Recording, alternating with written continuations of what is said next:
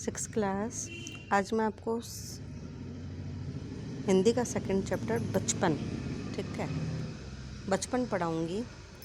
आप जानते हैं कि हमारा जो बचपन होता है, हम उसमें बहुत से ऐसे काम करते हैं जो हमें बड़े होने पे भी याद रहते हैं, क्योंकि हमारा जो बचपन होता है वो हमारे अतीत का एक ऐसा पृष्ठ होता है जिसे हमेशा हम अपने जीवन में संजो कर रखना चाहते हैं। ठीक है, कि बचपन में मैं क्या किया था, कैसे खेलते थे, किसने हमें डांटा, किसने हमें प्रोत्साहित किया, किसने हमें इनाम दिया, किससे हमें शिक्षा मिली। मतलब हमारे जीवन का कोई ना कोई एक आइडियल ज़रूर होता है। ठीक है, तो बचपन जो हमारे लेखिका है कृष्णा सोपती, मैं उनकी स्टोरी आपको बताऊंगी।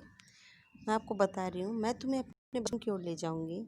मैं इतनी बड़ी नहीं थी, तुम्हारी दादी भी हो सकती हूँ, तुम्हारी नानी, बड़ी बुआ और बड़ी मौसी भी। ठीक है, परिवार में सब लोग मुझे जीजी कहते थे। ठीक है, यानी जो लेखिका है वो क्या थी, परिवार में अपने सबसे बड़ी थी और लोग उन्हें जीजी कह के पुकारते थे, जीजी कह के पुकारते थे। ठीक है, हाँ, मैं उन दिनों कुछ बड़ा बड़ा यानी उम्र में सयाना महसूस करने, यानी थोड़ी लेखिका बड़ी हो गई थी, शायद इसीलिए कि पिछली शताब्दी में पैदा हुई थी, यानी बहुत साल पहले पैदा हो गई थी। ठीक है, उस समय क्या पहनने ओढ़ने में काफ़ी बदलाव आए थे, इसलिए मैं रंग बिरंगे कपड़े पहनती थी। ठीक है, नीला, जामुनी, ग्रे, चॉकलेटी आदि कलर जो लेखिका बता रही है। उस समय क्या जो पहनना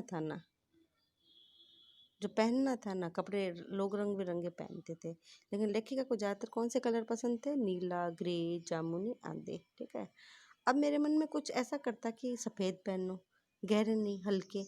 मैंने पिछले दशकों में तरह तरह की पोशाकें पहनी थी। पहले फ्रॉक, फिर निकर वॉकर, स्कर्ट, लहंगे, गरारे और अब चूड़ीदार और घेरदार कुर्ते। बचपन के कुछ फ्रॉक अब भी बहुत मुझे याद होते हैं। ठीक है, हल्की नीली और धारी वाली फ्रॉक, गोल कॉलर, बाजू पर गोल कफ। ठीक है, एक हल्के गुलाबी रंग का एक बारीक चुनटों वाला घेर भी था, नीचे गुलाबी रंग की फ्रिल। उन दिनों फ्रॉक के ऊपर की जेब में रुमाल और बालों में इतराते रंग बिरंगे रिबन लगाने का चलन था। ठीक है, लेखिका बता रही हैं अपने बचपन के बारे में कि उस समय क्या था कि जब भी कोई कपड़ा, फ्रॉक वगैरह लड़कियां सिलवाती थी, उसमें ऊपर एक जेब रखा था, उसमें क्या कि उन दिनों फ्रॉक के ऊपर एक जेब में रुमाल और बालों में रंग बिरंगे जो रिबन लगाते थे उसका बड़ा चलन था। ठीक है, और बच्चे इसको लगा के बड़े खुश होते थे, इतराते थे। लेमन कलर का बड़े चुनटों गरम फ्रॉक जिसके नीचे फर टंगी थी। ठीक है, दो ट्यूनिक भी याद है, एक चॉकलेटी रंग का, अंदर की कोटी प्याजी थी और दूसरा उसके ऊपर सफ़ेद कोटी थी। ठीक है, उसके बाद क्या था कि लेखिका बता रही है, मुझे अपने मोजे और स्टॉकिंग भी याद है। ठीक है, बचपन में मैं हमें अपने मोजे खुद धोने पड़ते थे, क्योंकि बच्चे बाहर पढ़ने के लिए जाते थे। ठीक है, अब हॉस्टल वगैरह होती है तो वहाँ जानते हो मम्मी तो हो नहीं सकती, इसके लिए क्या था कि काम खुद को करना पड़ता था। जैसे जुराब वगैरह गंदे हो जाते थे, ठीक है, तो उन्हें खुद धोना पड़ता था। वे नौकर या नौकरानी को नहीं दिए जा सकते थे, इसकी सख्त मनाही थी। अर्थात मतलब इसका मतलब है कि जैसे मान लीजिए बच्चों को एक सेल्फ डिफेंस बनाया जाता था। ठीक है, मतलब वो काम जो नौकरानी वगैरह नहीं थे वो नहीं करते थे, उन बच्चों को खुद को ही करना पड़ता था। ठीक है, बचपन में हम बच्चे इतवार की सुबह हम बच्चे सुबह इसी में लगाते थे, धो लेने के बाद अपने नए जूते पॉलिश करके चमकाते थे। अब जो जूते कपड़े या ब्रश से रगड़ते और पॉलिश के बाद उनमें जो चमक उभरने लगते थे, उससे देखकर हम बड़े खुश होते थे। ठीक है, उस समय ऐसा लगता था मानो हमने पता नहीं क्या का क्या पा लिया है। सर्वर मुझे आज भी बूट पॉलिश करना अच्छा लगता है। हालांकि सर्वर का मतलब मुझे आज भी मतलब ये काम बड़े अच्छे लगते हैं। हालांकि अब नई नई किस्म के शूज आ चुके हैं, कहना होगा कि पहले से कहीं ज़्यादा आरामदेह हैं। हमें नए जूते मिलते, उसके साथ ही छालों का इलाज शुरू हो जाता है। यानी उस समय जो शूज आते थे वो क्या थे, कड़े होते थे, मतलब सख्त होते थे। जब बच्चे उनको पहनते थे तो उनसे क्या होता था, उनसे छाले तक बन जाते, जबकि आजकल तो क्या बहुत कंफर्टेबल शूज़ मिलने लग गए हैं। उसमें क्या था उसके बाद मतलब क्या था कि जब कभी लंबी सैर पर निकलती तो उसके पास रुई ज़रूर रखते थे।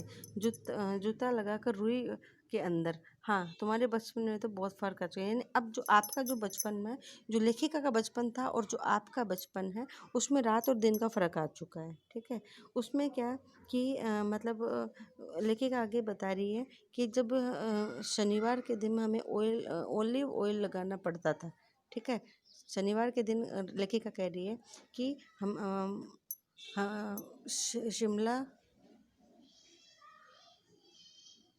शनिवार के दिन लेखिका कहते हैं कि हमें शनिवार में ऑलिव ऑयल यानी बालों में तेल लगाना पड़ता था, कैस्टर ऑयल पीना पड़ता था।